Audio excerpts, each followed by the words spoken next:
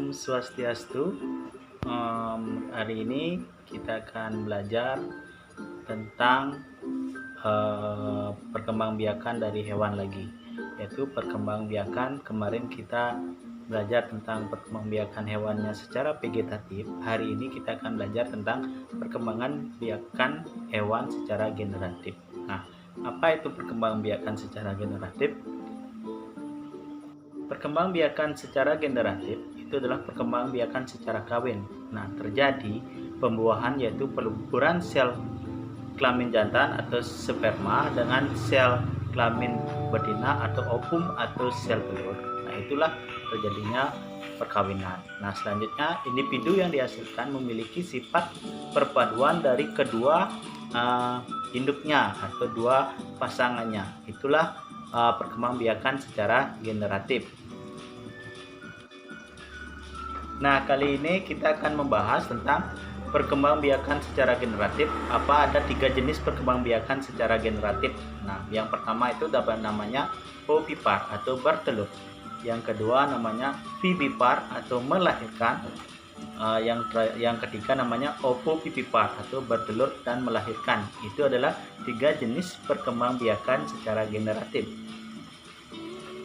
Oke, kita akan mulai membahas tentang ovipar atau bertelur. Nah, sel telur ovum yang dilahirkan oleh hewan betina akan dibuahi oleh sperma yang dihasilkan oleh hewan jantan. Nah, proses pembuahan ovum oleh sperma dibedakan menjadi 2, yaitu pembuahan internal. Ingat, kalau internal itu berarti pembuahannya di dalam.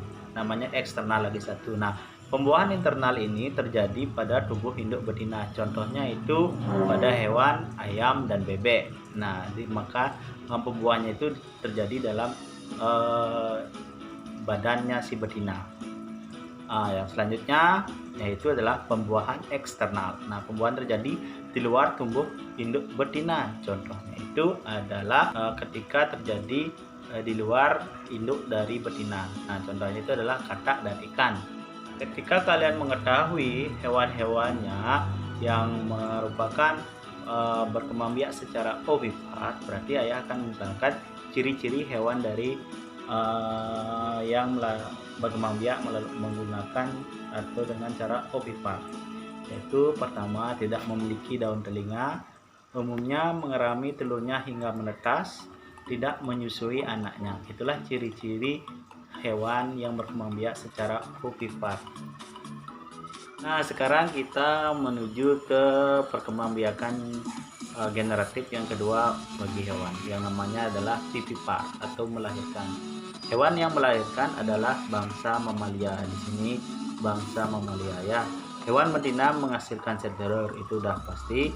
Hewan jantan menghasilkan sperma. Selanjutnya, vivipar atau melahirkan itu prosesnya sigot memperoleh makanan langsung dari induk betina melalui plasenta. Itu dapatan makanannya sigot, itu cabang bayinya itu melalui plasenta ya. Selanjutnya, masa pertumbuhan sigot di dalam rahim induk disebut